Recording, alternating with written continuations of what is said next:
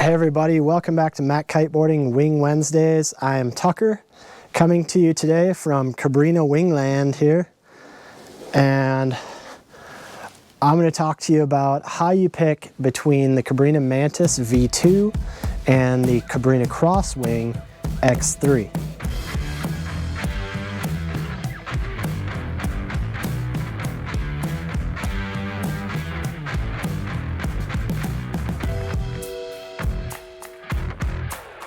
As with all of our videos, give us a thumbs up if you like the video. Be sure to share it with a friend so they can check it out as well. Subscribe to our channel, and comments, questions, put those in the comments section below. We'd love to hear from you. If you've ridden these wings, give us your 2 cents. Tell me I got it all wrong. I'd love to hear about your perspective as well. All right, so what we have here is the Cabrinha Crosswing X3 and the Cabrinha Mantis X2. This is the version 2 of the Mantis for 2022 here.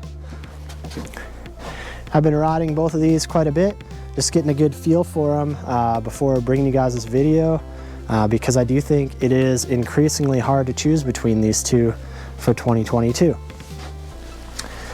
Now, why is it hard to choose from between the two? Let's start there. Well, I think there's going to be a lot of confusion this year because number one, the price of the Mantis is coming up because of material cost issues, and then the Crosswing X3 being released a little sooner in the cycle, still at that previous price tier from the material supply forecasts previously. So it's more than you guys need to know, but the reality is the price of the Crosswing and the Mantis in similar sizes are almost identical. So in previous years, the Crosswing was a little bit more complex of a construction, and it was more expensive. The Mantis was a little bit more basic, and as a result was less expensive. So it was, pretty easy to choose on a budget standpoint. They're both great wings.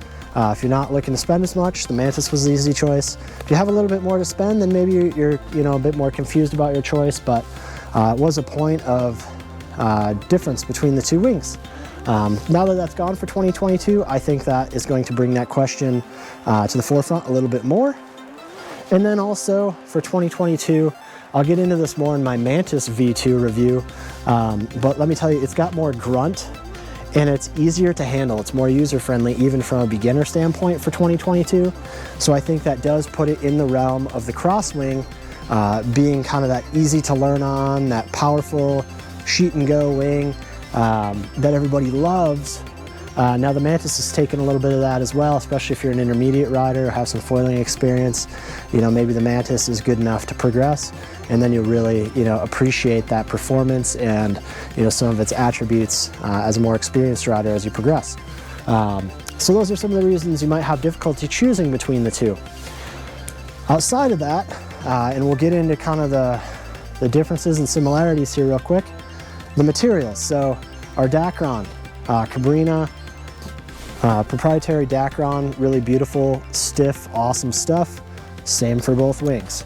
Nano ripstop canopy, really awesome canopy, very strong, very stiff, long-lasting, hydrophobic. Same thing on both wings. Even the colors, you'll see, are both kind of that gold and denim color. Maybe the Mantis is a little bit lighter, but very similar. They both have options with windows. So it's real similar. I mean, they even both have harness line attachment points here. So it becomes harder and harder to choose. So what sets them apart? Why would you choose the Mantis? Why would you choose the Crosswing X3? Let's jump into that real quick. From a beginning standpoint, you're a new rider. You've never been wing foiling before. Typically, the Crosswing X3 is going to be your go-to easy button choice. Why is that? Well, if you look at the outline, it's very compact wingspan-wise.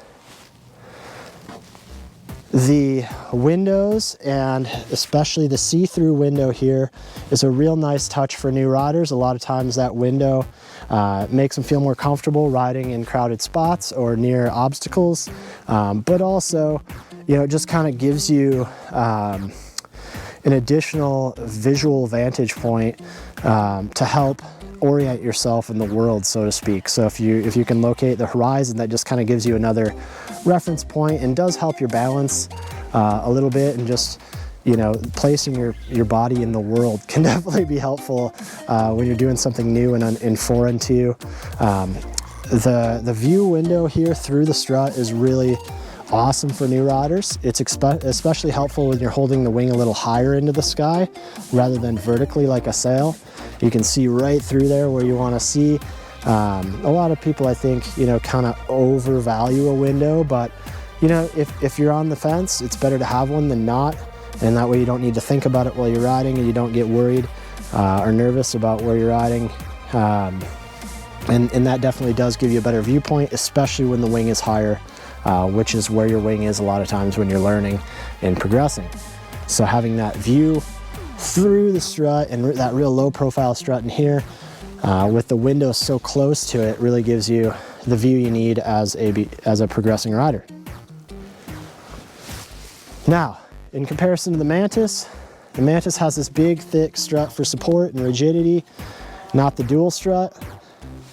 So the windows are located a little further from the boom and a little bit more out towards the wingtip and elongated.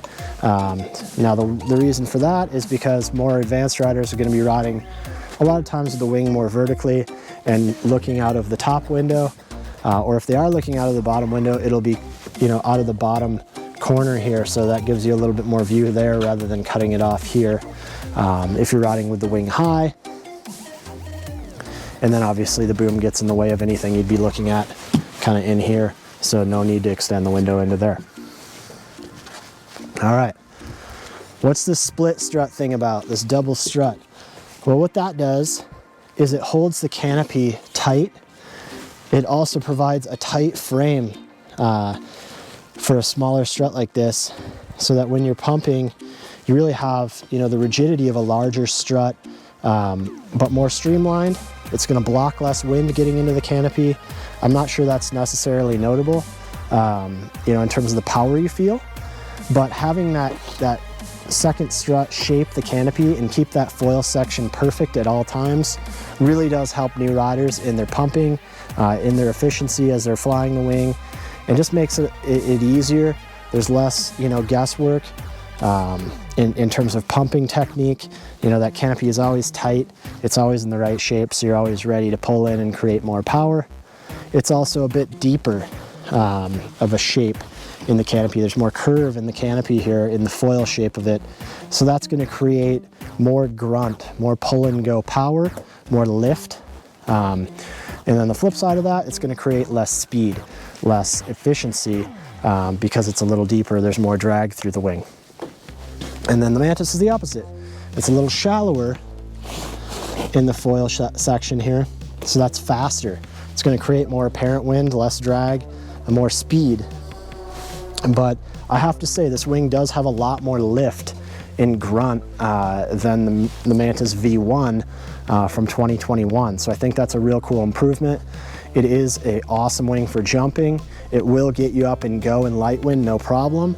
But it just takes a little bit more technique pumping, I would say, than the Crosswing, because that deeper canopy shape in the double strut, but then also because it's a little wider wingspan. It's not quite as compact, so it just takes a little bit more attention to where the wingtip is, how you're pumping, and how the canopy is breathing in between pumps. Nothing you can't get used to or adapt to, but the Crosswing is a little bit more of the quote-unquote easy button if you have a longer road in your progression. All right, so those are some of the main differences. I think that's really going to set, you know, the people that want an easy button learning experience. You don't have a lot of previous experience, versus somebody that has, you know, the progression already started, or they're already an experienced foiler. They know they're going to progress quickly, you know, and especially if they're getting into, you know, surfing, where the lightweight, well-balanced wing is so important. The Mantis is phenomenal in the surf. It's one of the best wings in the surf right now. And then the Crosswing, you know, again, is going to find its niche with the newer riders, with shorter riders that want a more compact wing. Also with anybody riding on land. or if you're going to be progressing on a paddleboard a long time before you're progressing to a foil. There's more clearance, it's a more compact wing, it's easier to handle, and because of that, it's better on the snow, it's better on the dirt, it's better on a paddleboard with no foil. So hopefully that sets those two apart for you, gives you an idea of which one might be the right for you. And as always, feel free to reach out to the shop. We love talking to you guys. We love giving recommendations to help you out and progress quickly, give you the best gear for your situation and your level of progression, your riding style. So reach out if you have any questions at all. We'd be happy to help you out. This has been Tucker with MACkiteboarding Wing Wednesdays, and we'll see you next week.